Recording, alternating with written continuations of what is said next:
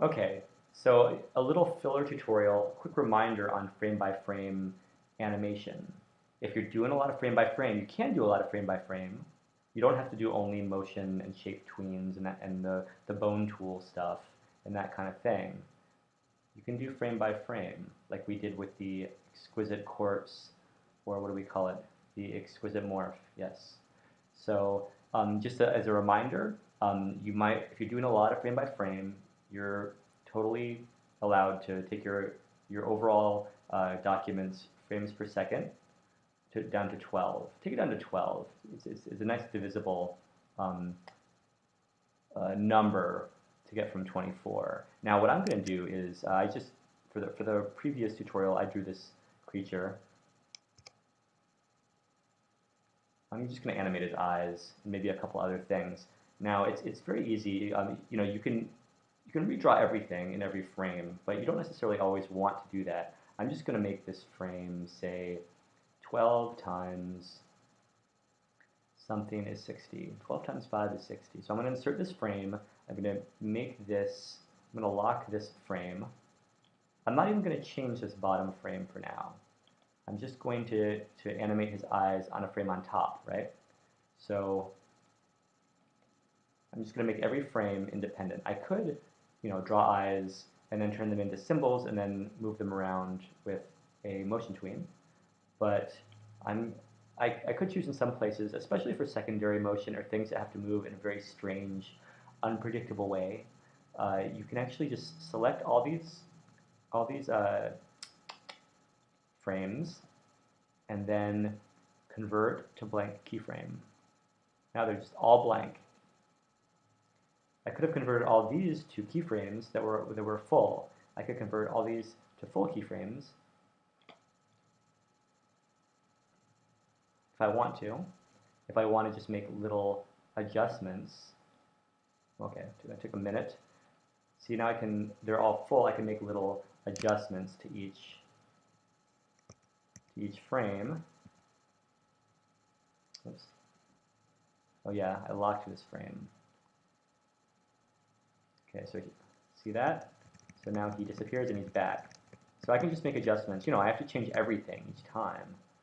So that's not what I want to do really in this case. But if I do want to do the frame by frame, I can just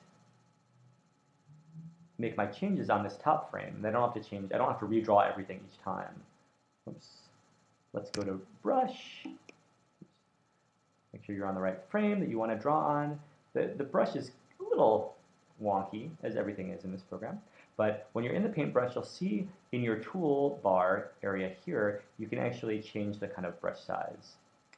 You definitely want to turn on the pressure sensitivity if you're using a Wacom pen, because it gives you this beautiful variability of line that is responsive to your pressure. And it's always good, I find, in animating. So, so I have one frame, I go to the next frame. I'm using the comma and the period keys. Comma goes back one frame, period keys go forward. Remember, we have this great tool called onion skinning.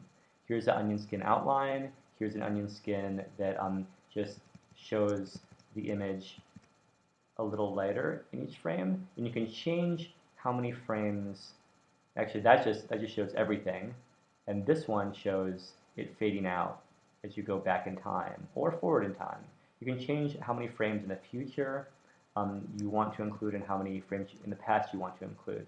Now, say you want your eyes to go between frame 1 and frame 10 from here to look out the window. What's going on out there? So now all we have to do is tween. You know, this is a lot more work than simply motion tweening. So we can either just go straight ahead, or we can, you know, kind of split the difference. You know, this is the most basic way to do things.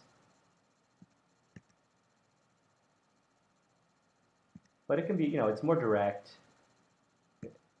It makes more sense on a gut level. Just making all the frames, and like my eyeballs are changing shape each time, so if I wanted to be a little bit more consistent with things, I wouldn't necessarily use the brush tool, but there's some interesting things that happen when you allow the thing to change in shape each time. So now you see it's a wavering eye.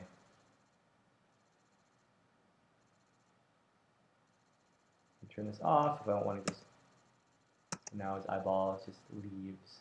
And you know, I could, if I want his eyeball to hang up here for a little while, he's so sick of the grind. So we can actually select all these, and we can, let's see, convert.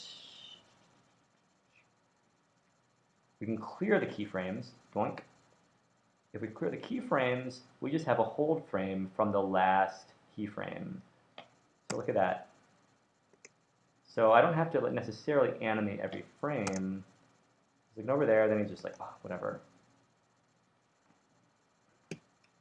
Then let's just say we don't necessarily want him going so quickly from here to here, but whatever.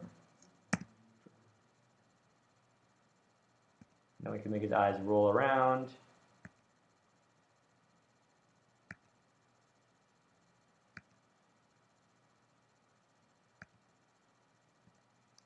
Oops, I forgot one eyeball. Maybe this one just goes into the middle. He's now decidedly lazy-eyed. You know, this is like very stupid. So, and I don't even feel like finishing. But I'll tell you what, when I'm done with this, I'm actually going to spend the next like 4 to 5 hours doing very similar activities to an animation that I'm currently working on. Whoop. Okay, so there we have our animate fox, badger, and we can do things like maybe I can animate his tongue. I mean, obviously I can bring in all my colors. I can couple this with a, you know, a motion-tweened moon.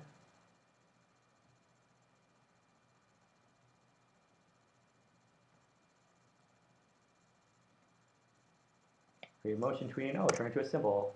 Don't mind if I do. And then,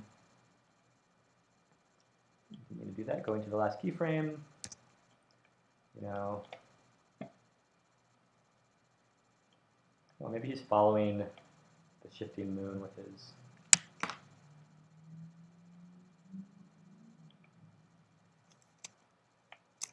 How do I make this? Oh, there we go.